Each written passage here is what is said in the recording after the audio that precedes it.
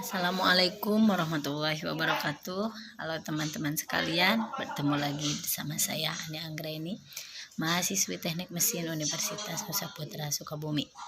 Seperti biasa, dalam kesempatan ini saya ingin kembali bersharing bersama teman-teman mengenai hal-hal yang berkaitan dengan teknik mesin. Semoga bisa bermanfaat untuk teman-teman sekalian. Pada saat ini saya akan menjelaskan tentang komponen sistem hidrolik. Komponen sistem hidrolik memiliki beberapa rangkaian, diantaranya yang pertama unit penggerak, yang kedua unit pengatur, yang ketiga yaitu unit tenaga. Di mana unit tenaga adalah unit yang berfungsi sebagai sumber tenaga dengan liquid atau minyak hidrolik sebagai sumber tenaganya. Pada sistem ini, tenaga terdiri atas beberapa diantaranya oli atau fluida, yaitu merupakan sumber tenaga yang penegak mula, yang motor listrik atau motor bakar, filter sebagai saringan oli hidrolik, tangki hidrolik yang berfungsi sebagai wadah untuk menampung cairan hidrolik, pompa hidrolik yang atau pressure relief valve.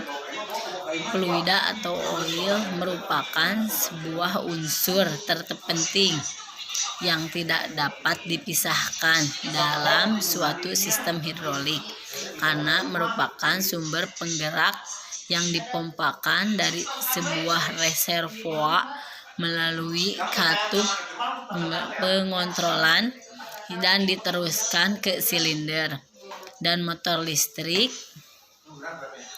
guna dapat menghasilkan tenaga. Komponen sistem hidrolik fluida diantaranya viskositas fluida atau kekentalan.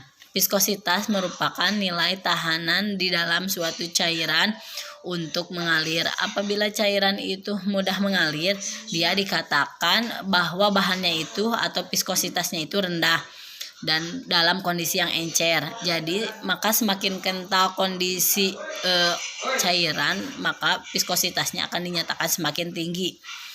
B. Motor listrik AC.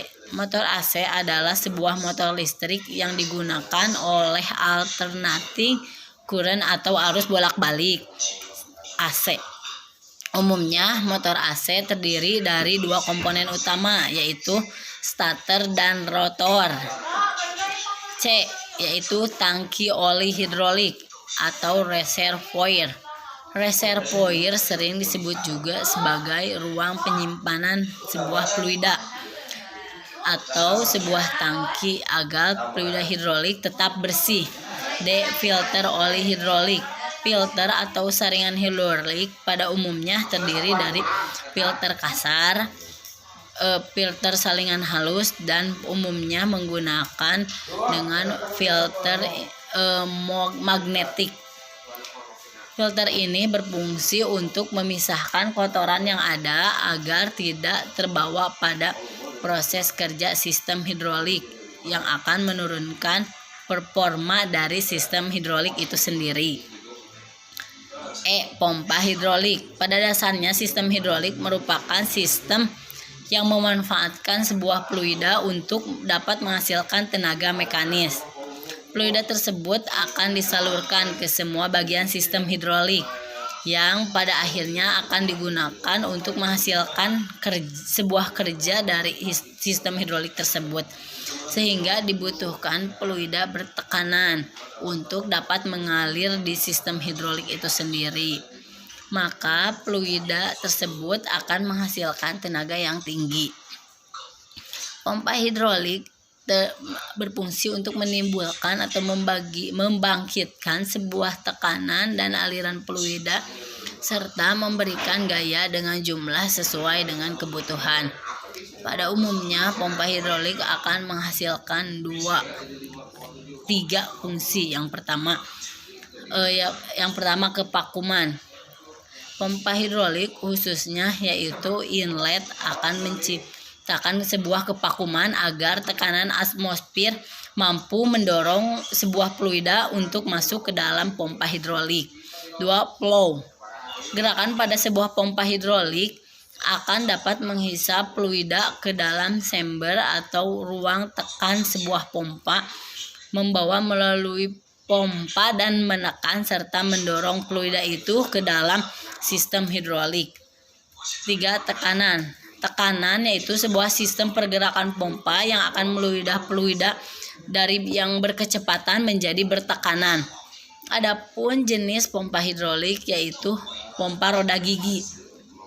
Biasanya tipe roda gigi ini paling banyak digunakan pada sistem hidrolik karena tenaga yang dihasilkan dari sebuah sepasang roda gigi yang kemudian terjadi daya hisap yang cairan atau olinya ditangkap di antara celah roda gigi atau rumah pompa lalu diteruskan ke seluruh tekanan. Maka oli akan disalurkan ke atas dengan tekanan yang lebih tinggi lagi untuk disalurkan ke sistem hidrolik. F. Pressure relief valve berfungsi untuk membatasi tekanan kerja maksimal pada sistem pengaman. Apabila terjadi tekanan yang berlebihan dari sebuah pompa hidrolik, maka katup outlet akan terbuka dan tekanan fluida yang berlebihan tersebut akan dibuang atau dikembalikan lagi menuju tangki atau reservoir, sehingga tekanan fluida yang mengalir menuju ke sistem tetap sesuai dengan batas keamanan. Selain sebagai katup pengatur tekanan, bisa disebut juga sebagai katup pengaman atau safety valve.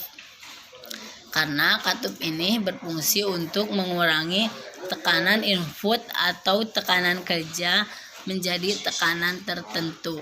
Katup ini biasanya digunakan jika dalam suatu rangkaian sistem hidrolik terdapat perbedaan kebutuhan tekanan bagi setiap aktuatornya. Mungkin cukup sekian yang bisa saya sampaikan. Mohon maaf apabila ada kekurangan. Semoga bisa bermanfaat untuk teman-teman sekalian. Wabillahi taufiq wal hidayah. Wassalamualaikum warahmatullahi wabarakatuh.